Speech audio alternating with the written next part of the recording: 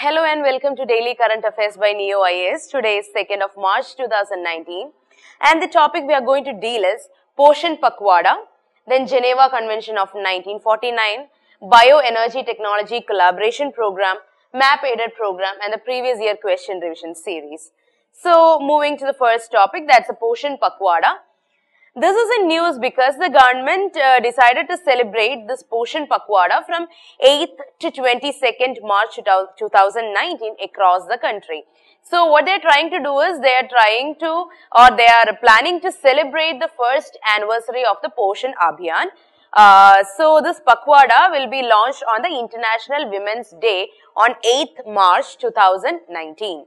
Okay, so the implementing agency, the nodal ministry is the Ministry of Women and Child Development, and they will coordinate all other agencies involved in Poshan Abhiyaan like the state governments, the UTs, then the social welfare department and the nodal departments, the other nodal department. Everybody comes together under Ministry of Women and Child Development to celebrate the Poshan Abhiyaan, so the Poshan Pakhwada.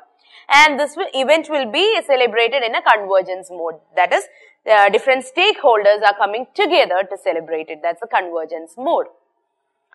To give you a small insight about Poshan Abhiyaan is a multi-ministerial convergence mission with the vision to ensure the attainment of malnutrition-free India by 2022. What does multi-ministerial convergence mission means? That means not only one ministry but many ministries come together in order to eliminate malnutrition from India.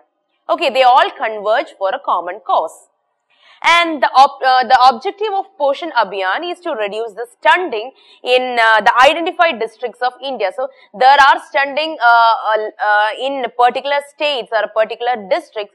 The proportion is very high compared to other districts. So, the Poshan Abhiyaan is concentrating such identified districts of India where the malnutrition is highest, the burden is highest, and they are improving the utilization of Anganwadi services and improving the quality of Anganwadi services delivery. And the apex body is the National Nutrition Mission. They will monitor, supervise, they will fix target and they will guide the nutrition related interventions of all the ministries. So, whichever ministries are involved in this Poshan Abhiyaan, all the ministries interventions or schemes will be intervened and brought together by National Nutrition Mission for Poshan Abhiyaan. And it is to ensure a holistic development and advocate nutrition for all sections like the pregnant women, the mothers, the children, everyone. Okay. And the Ministry of Women and Child Development is the implementing agency here. The main agency responsible is the Ministry of Women and Child Development, and they are been mapping various schemes contributing towards this to address the malnutrition. They adopt this convergence mechanism, and they have ICT based, that's a information and communication technology based real-time monitoring system they have. And what they do, they incentivize the states and the UTs to meet the targets set by NNM, and they have social audits in order to understand how much it is effective, how far it has shown effectiveness, these schemes. Okay, then they'll also set up this resource centers, the nutrition resource center for availing the benefits of Poshan Abhiyaan, and also they involve mass through Jan Andolan for the participation on nutrition through various activities. Okay, these are all the functions of Ministry of Women and Child Development. But here one more thing you have to know, that the National Nutrition Mission is an apex body which is monitoring and supervising or fixing the targets. Okay, and they are targeting pregnant women, mothers and children. Many ministries are coming together under this program, so it's a multi-ministerial convergence mission. These are all the important points you have to dig out of this mission. Okay. And coming to the next topic, that's the Geneva Convention of 1949. It's a very heated topic in newspaper these days because of the wing commander Abhinandan Vardhaman, who was under Pakistan custody and was released on the lines of this Geneva Convention of 1949. And about the convention, you have to know what the convention mean, because it is a heated topic right now. So the convention and their additional protocol, they are set out to help the soldiers and civilians during an armed conflict. Okay, how they should be treated during a armed conflict is mentioned in the Geneva Convention. It is Geneva Convention is basically a body of public international law. What they are doing, they are known as a humanitarian law of armed conflicts. So they have a series of treaties or convention on the treatment of civilians or the prisoners of war or the soldiers who are in this combat or who are incapable of fighting.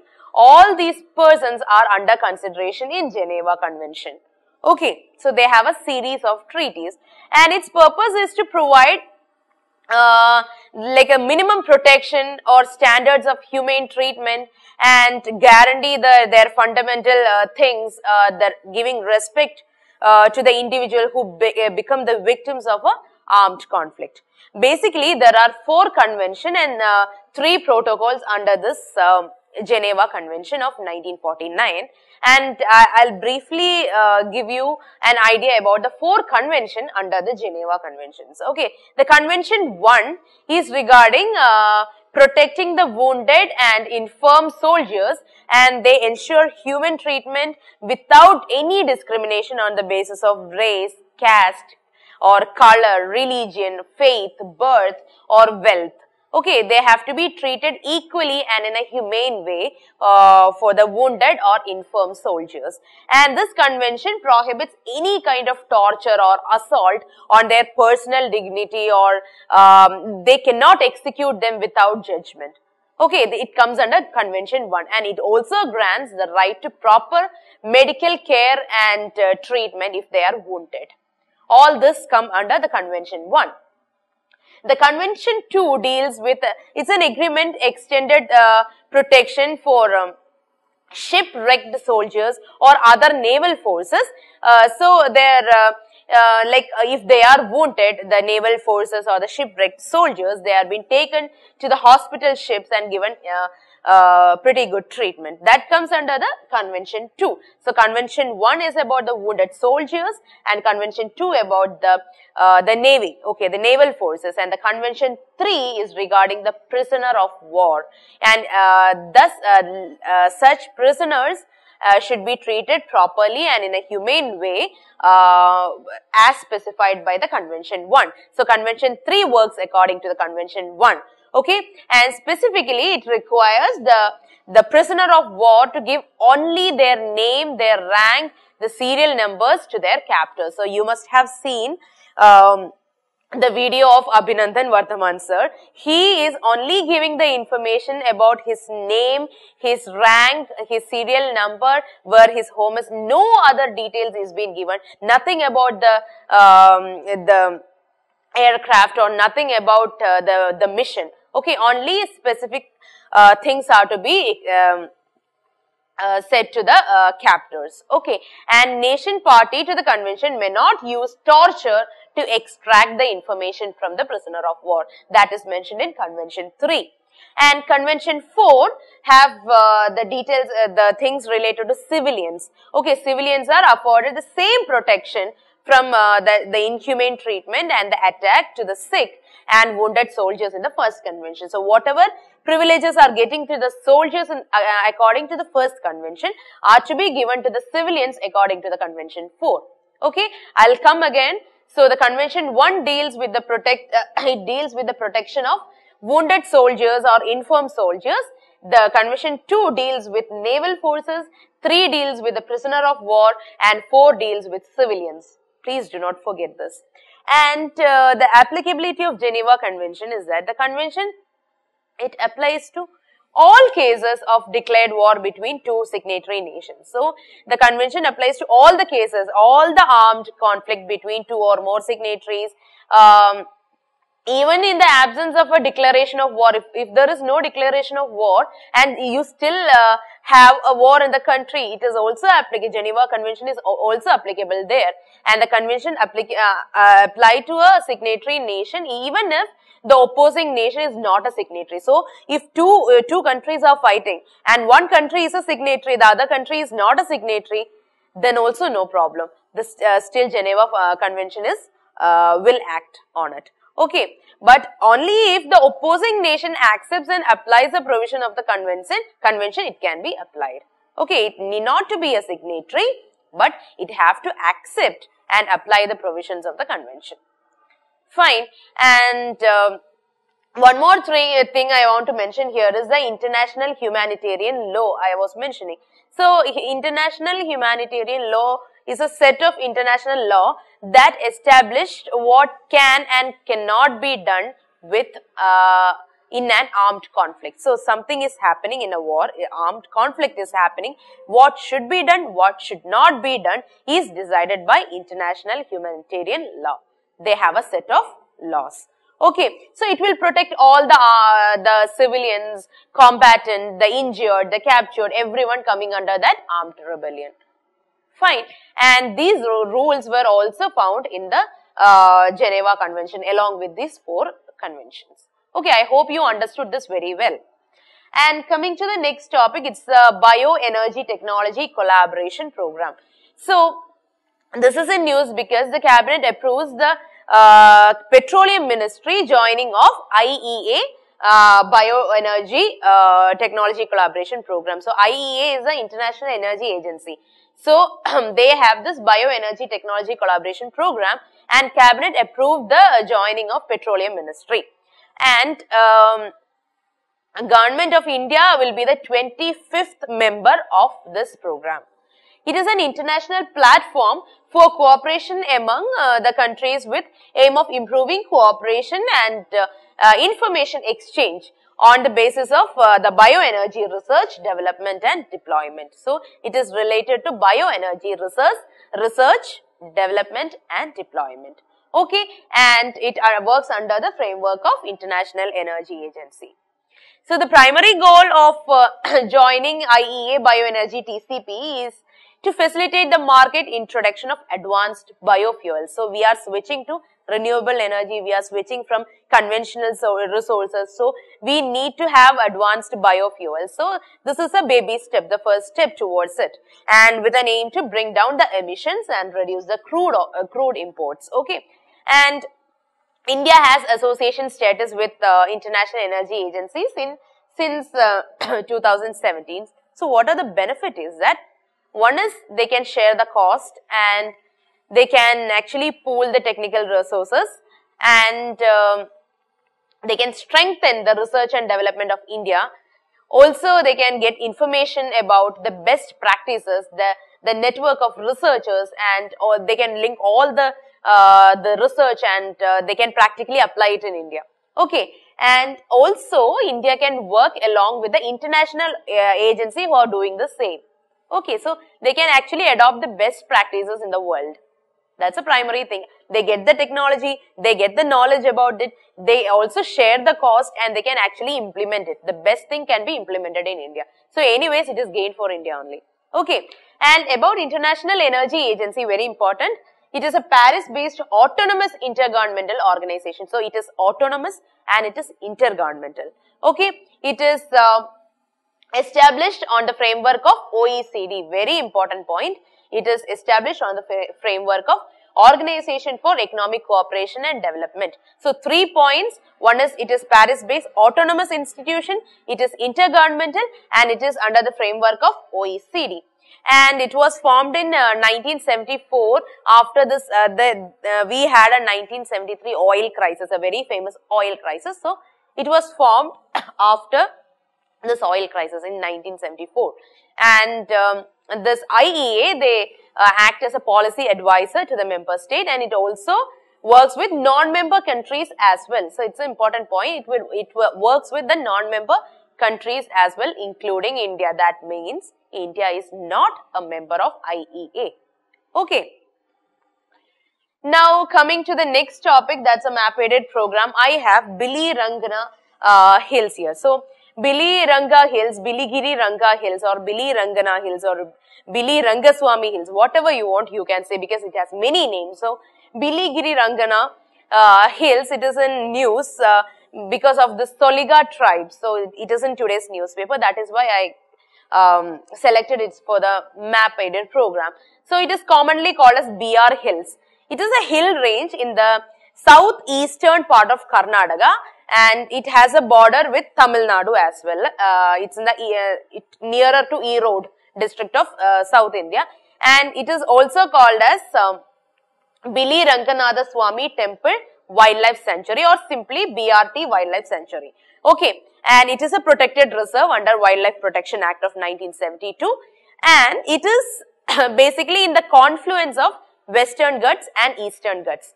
Okay, so it is in the confluence, mean it has very huge biodiversity richness there. Okay, and it was also declared a tiger reserve in 2011 by the approval from National Tiger Conservation Authority, that's a NTCA. So they gave the approval and it became a tiger reserve in 2011. So I have a picture here. This is the Nilgiri Biosphere Reserve. Okay, that you know, I think. So you have hell number of wildlife sanctuaries and tiger reserves and the national park there are there, but I have marked it in the red color. It is a BRT Wildlife Sanctuary. That's a Biligiri Rangana Temple Wildlife Sanctuary. Okay. So this hill is in the easternmost edge of Western Ghats and the westernmost edge of Eastern Ghats. Okay, and it supports a wide diversity of flora and fauna, and it is actually this get the name Biligiri from the white hill. It's in Kannada it's called as a white hill. Okay, because of the white rock face, and there is a Vishnu temple called as Lord Ranganatha Swamy Temple, and almost all the year it is covered in the silver clouds. So that is why it got the name Biligiri. That's a white hill. Okay, and so this temple is very famous and they have this annual festival of Lord Vishnu held in the month of April. Okay, and it has a huge attraction for pilgrims. And one more important thing is the major tribes of the region is Soliga tribes. Okay, Soliga tribes inhabits the region of Biligiri Rangana Hills. So that's all about Biligiri Ranga Hills, and coming to the next topic, that's a previous year question revision series. The question is, with reference to micro-irrigation, which of the following statements are correct? Fertilizer nutrient loss can be reduced. It is only mean of irrigation in dry land farming. In some areas of farming, receding of groundwater table can be checked. So, in this question, there are two methods. If you know the answer, it is very easy. But if you don't know the answer, you still have to attempt this question, means go for elimination technique. Okay, here see the first statement, that is the fertilizer nutrient loss can be reduced. That we don't know because we don't know the definition of micro irrigation. We know only it is a modern technique. That's all we know. We doesn't know any characteristic, anything. So the first statement, keep it like that. Coming to the second statement, it is the only mean of irrigation in the dryland farming. What is dryland farming? Basically, it is farming in the dry area, drought hit areas, right? So, micro-irrigation is a new technique. Before that also, irrigation must be happening in the drylands. So, it's been practicing since ages in the dryland region or the drought hit region. So, it's not a new thing. So, it is only mean of irrigation in the dryland farming. It's an extreme statement as we are using only there. Okay. So, that can be eliminated. When 2 goes, the options left are only A and C. Okay, so 1 is there for sure. We don't have to think about the statement 1. Fertilizer nutrient loss can be reduced. It is correct. So, coming to the third statement, in some areas of farming, receding of groundwater table can be receded. So, this is a positive thing, that is a groundwater table can be receded, that can be checked. Okay, so the checking of the ground table receding is a positive thing. So, micro irrigation have some property, must have some property, some good properties in the dryland area, because dryland area water is already very low. So, you have to save whatever the groundwater is, you have to replenish it. So this can be a very positive aspect for micro-irrigation. So that can be an option. So if you don't know the answer, you can directly come to option C, that is 1 and 3. Okay, now coming to the background of micro-irrigation. So now that elimination technique is working, we still have to know the background. So micro-irrigation means it's actually a modern method of irrigation. What they're doing is they are using the drippers, sprinklers, then the foggers, emitters, etc. to irrigate. So irrigate the surface and the subsurface so that very less amount of water is utilized for irrigation. Okay, and here check the first statement here, that is the fertilizer nutrient loss can be reduced. So there has to be some method. That method is called as fertigation. Fertigation is basically injection of fertilizers used for soil amendment or water amendment along with the irrigation system. Okay, so the chemicals are added to the irrigation system, that is called as fertigation. Fine, so the fertilizer, the chemical, the nutrients whichever used is, it is like the loss can be reduced. Okay, then the next thing, the dryland farming, it is also a method which is adopted in semi-arid region. As I already told you, it is without any aid of irrigation, and it is using drought resistant crops and conserving the moisture in the region. So without the aid of irrigation, dryland farming can be practiced. That means micro irrigation has been practicing even, the dryland farming has been happening even without micro irrigation. The statement 2 is anyways wrong. Okay, if you know what dryland farming is, you can simply eliminate the statement 2. And if it is having the more like efficient water method of irrigation, water wastage will be very less and receding of water table, that is reduction, will be prevented. Okay, so the third statement will be correct. This is how you actually attempt a question. If you know the question, if you know what dryland farming is, if you know what micro irrigation is, it is a very simple question. Even if you don't know anything about micro irrigation, you just know that it's a modern technique of irrigation, then also you can apply attempt the question by elimination technique. Okay, so that's all for today, guys. If you have any doubts, please mention it in the comment section, and have a great day. Good night.